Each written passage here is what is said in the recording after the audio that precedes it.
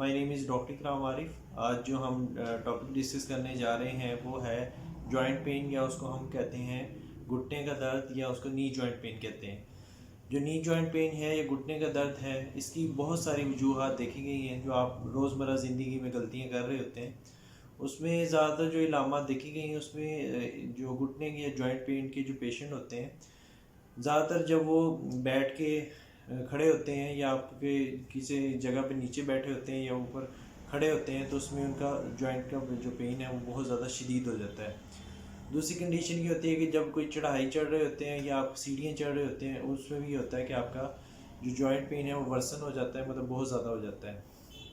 तीसरी कंडीशन ये होती है जब आप आते में जाते हैं नमाज के अंदर या रुकू में जाते हैं, तो उस हालत में भी आपका जो होता है जॉइंट पेन या नी जॉइंट पेन वो आपका बहुत ज़्यादा हो जाता है। दूसरी कंडीशन होती है आपका, जैसे घर में कालीन वगैरह बिछी होती है, नीचे बैठे होते हैं, तो उसमें ये होता है कि जैसे आप खड़े होते हैं तो उसमें आपके जो दर्द है बहुत ज़्यादा हो जाता है।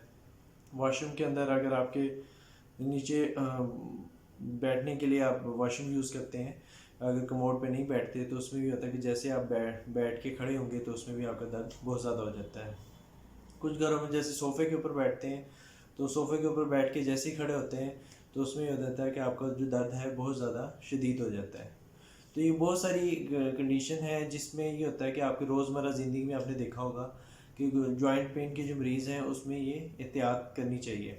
इस वीडियो बनाने का मकसद ये होता है कि आपने बहुत सारे इलाज की या डिफरेंट किस्म की वीडियोस तो देखे होंगे। इसमें ये होता है कि प्रिवेंशन के मुतालिक ज़्यादातर पेशेंट को अवेयरनेस होनी चाहिए कि कौन कौन सी कंडीशन है जिसको हम प्रिवेंट कर सकते हैं, और कैसे हम, अगर आप मेडिकेशन भी ले रहे हैं साथ, तो ये चीज़ें करके आपका जो जॉइंट पेन है वो आपका कम हो सकता है और आपकी ज़िंदगी जो थोड़ी है सुकून से गुजर सकती है। उसमें स्टेप बाय स्टेप हम डिस्कस कर लेते हैं। जैसे आप होते हैं कि आप जहाँ नीचे बैठ के खड़े होते हैं, ज़्यादातर सबसे पहले इस चीज़ को अवॉइड करें। अगर आप उसमें ये होता है कि ज़्यादातर आप कुर्सी इस्तेमाल करें, ठीक है, और कुर्सी के ऊपर बैठें, ऐसी जगह पे ना बैठें जिसमें आपके जो जॉइंट हैं, जो घुटने हैं, उसके ऊपर बहुत ज़्यादा स्ट्रेच आए।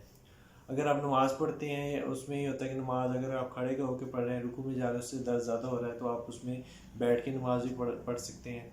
दूसरी होती है कि आप वॉशरूम के अंदर कमोड यूज़ करें। ऐसे मरीज़ों को कमोड यूज़ करना चाहिए ताकि आपको बहुत ज़्यादा जॉइंट के ऊपर स्ट्रेच ना हो। दूसरी होती है कि घर में अगर कालीन वगैरह बिछी हुई है, तो ऐसे मरीज़ कालीन के ऊपर हरगिज़ ना लेटें, या नीचे मतलब फ़र्श के ऊपर बिल्कुल ना लेटें। उससे होगा कि जैसे आप सुबह के टाइम उठेंगे या सो के उठते हैं, तो उससे आपका जॉइंट पेन बहुत ज़्यादा वर्सन हो जाता है, बहुत ज़्यादा हो जाता है। और कंडीशन होती है कि सोफ़े के ऊपर बैठने से अवॉइड करें। उसमें ये होता है कि ज़्यादातर सोफ़े के अंदर ऊपर लोग बैठते हैं, तो उसमें ये धंस जाता है सोफ़ा। जैसे ही आप खड़े होते हैं तो उससे भी आपके जॉइंट के ऊपर स्ट्रेच आता है, तो बहुत ज़्यादा आपको दर्द महसूस होता है। ये डिफरेंट कंडीशन है जिसमें अगर आप अद्वियात भी खा रहे हैं, या कुछ लोग जो स्टार्ट में पेन होता है, अगर ये चीज़ों में एहतियात कर लेंगे तो आप जो है बीमारी की प्रोग्रेशन मतलब बढ़ने से उसको बचा सकते हैं। अगर इस वीडियो से मुतालिक कोई भी क्वेश्चन हो तो आप मेरे से कमेंट सेक्शन में पूछ सकते हैं। Thank you. अल्लाह हाफिज़।